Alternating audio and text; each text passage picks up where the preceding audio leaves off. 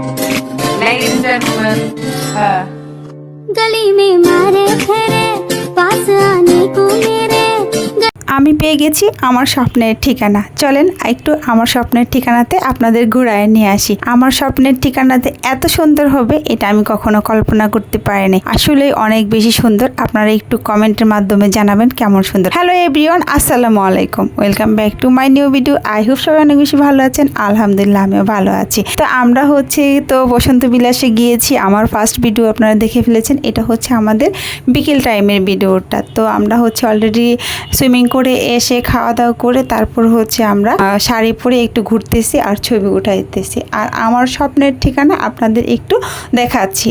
আসলে এত সুন্দর যা বলার বাইরে। এইখানে দেখেন এটা কি করা উচিত হয়েছে গাছের, যে আমার শাড়ির সাথে ওর গাছের পাতাগুলো মিশিয়ে দিতে হবে।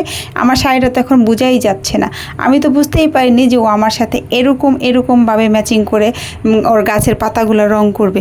আপনারাই বলেন তো কেমন লাগতেছে কমেন্টের মাধ্যমে। গাছের পাতা আর আমার শাড়ি কি সুন্দর মিলে গেছে, তাই না? তো আমি এখানে একটু স্লো মোশন ভিডিও করতেছিলাম। স্লো মোশন ভিডিওগুলো দারুণ লাগে। আর আমার এই শাড়িটা আমি জাস্ট অল্প কিছু বাজেট নিজে তৈরি করেছি। শাড়িটা কেমন হয়েছে অবশ্যই কমেন্ট করে জানাবেন সবাই।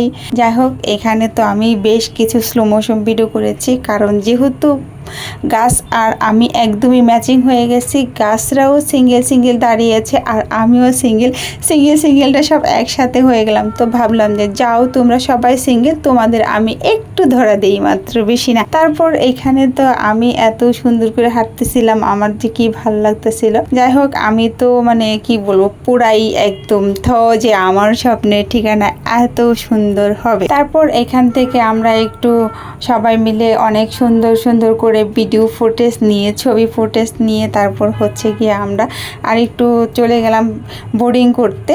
আর এখানে আমার শাড়িটা কেমন লাগতেছে দেখেন, জাস্ট অসাধারণ লাগতেছিল শাড়িটা, তাই না?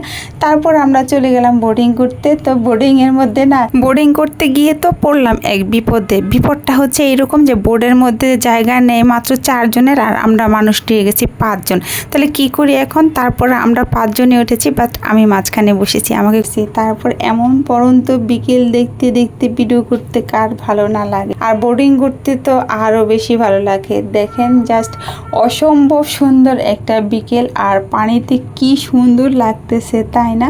মাশাল্লাহ আল্লাহর প্রকৃতিক এত সুন্দর যা বলার বাইরে। আল্লাহ আসলে এত সুন্দর করে তৈরি করেছে সব কিছু, যা আমরা আসলে কল্পনাও করতে পারি না। তারপর আমি চলে গেলাম একটু খেয়ার ঘাটে। এই জায়গাটা আমার অনেক বেশি ভালো লাগে। এরকম শাড়ি পরে পা ঝুলাইয়া বসতে তো আমার আরও বেশি ভালো লাগে। তারপর আমি চলে গেলাম একটু নৌকাতে। একদম ফাঁকা নৌকা দেখে আমার তো ইচ্ছে হয়েছে যে আমি নিজেই মাঝি হয়ে যাই। দেখেন কি সুন্দর করে আমি নৌকা চালাচ্ছি না? এটা মনে হচ্ছে না যে আমি একদম অনেক সুন্দর করে নৌকা চালাইতে পারি, বাট নৌকাটা কিন্তু বাদাই ছিল। মন পাবনের নাও বাসাইলাম বন্ধু তোমার নদীতে, নাওয়ের মাঝি পড়ে পাজি বইটা চালায় গোপনে।